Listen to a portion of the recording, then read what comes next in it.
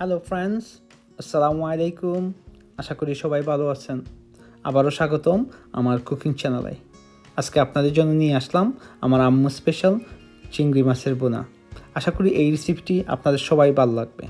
তো আর দেরি না করে দেখে নিই আজকের রেসিপিতে যাওয়ার পূর্বে দয়া করে আমার ভিডিওটি নিচে সাবস্ক্রাইব অ্যান্ড বেল বাটনে ক্লিক করবেন, যাতে করে আমার কোনো নিউ ভিডিও আসলে আপনারা সহজেই পেয়ে যান। সো দেখে নিন আজকের রেসিপি। বোনাটি বানাতে যা উপাদান লাগবে আমি তা আপনাদেরকে ভেরি কুইকলি দেখিয়ে দিচ্ছি। সো আমাদের লাগবে 250 গ্রাম চিংড়ি মাছ। দেখেন আমি ক্লিন করে রাখছি। আপনি স্কিন টেক আপ করে ফেলবেন, স্কিন রাখবেন না। লাগবে 1 থেকে 2টা, যদি মিডিয়াম হয় আপনার পেঁয়াজ বাটা, অবশ্যই তো অয়েল লাগবে। অয়েল লাগবে আপনাদের মরিচ গুঁড়া,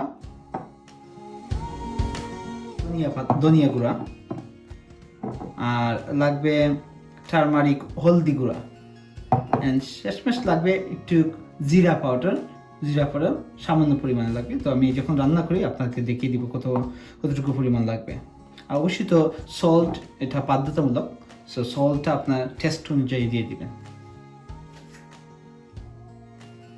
সো এখন আপনারা মিডিয়াম হিটে পানটি গরম করবেন, তারপর আপনারা এই তেল পানের মধ্যে দিবেন।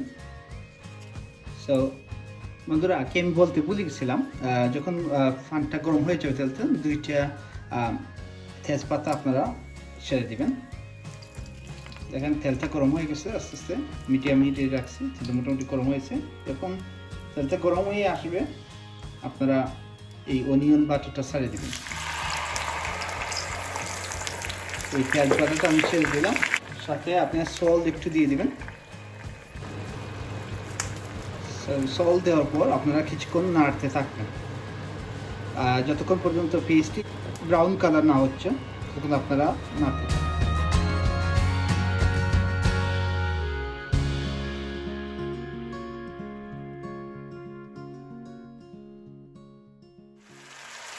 এখানে দেখেন এই পেঁয়াজগুলো কিছুটা ব্রাউন কালার হয়ে আসছে। এখন আমরা স্পাইসগুলো অ্যাড করবো। আমি হাফ স্পুন আমি দিয়েছি চিলি পাউডার, মরিচ পাউডার। এরপরে 1 স্পুন দিচ্ছি আমি ধনিয়া powder, and half spoon again হলুদ পাউডার। আর আপনারা বলছেন জিরা আপনারা সামান্য পরিমাণ জিরা দেন, লাইক 1/4 স্পুন। এখন আমি এই স্পাইসগুলোকে মিক্স করতেছি।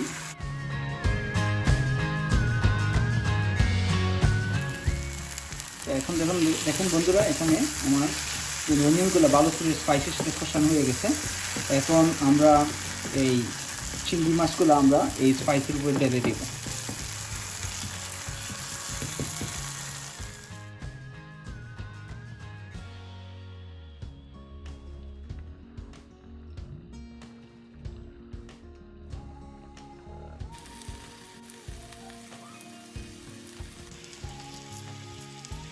এখন ধীরে ধীরে এই স্পাইসের সাথে মিক্স করে দিব।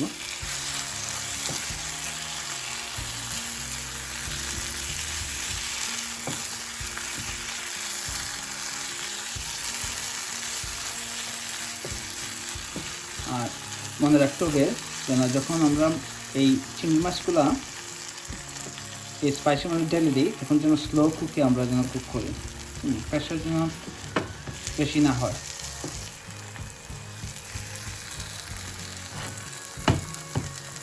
দেখেন আমি কী করছি, এগুলা দিয়ে স্লো গ্যাসে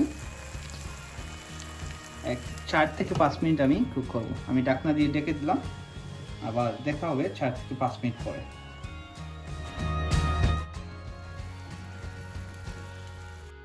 মাপান 4-5 মিনিট পরে দেখেন আমার এই চিংড়ি মাছগুলো কুক হয়ে গেছে। আমি খুব স্লো কুক করেছি।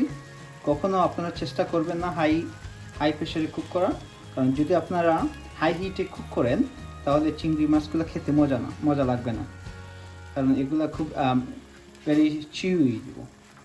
সো কেয়ারফুল থাকবেন যখন রান্না করবেন, তখন যেন স্লো কুকে রান্নাটা করবেন, তাহলে আপনার টেস্টটা খুব ভালো আসবে। আমি এখন সামান্য করিন্ডা দিয়ে দিচ্ছি।